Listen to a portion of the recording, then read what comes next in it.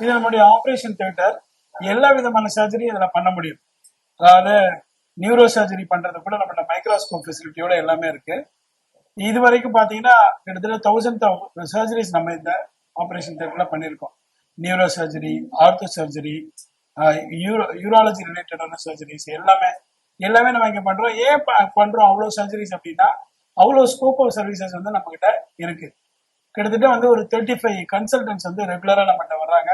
ரெகுலரா இந்த தியேட்டர் வந்து பாத்தீங்கன்னா 2 தியேட்டர், ஒன்று மேஜர் தியேட்டர் ஒன்று இருக்கு, மைனர் தியேட்டர் ஒன்று இருக்கு.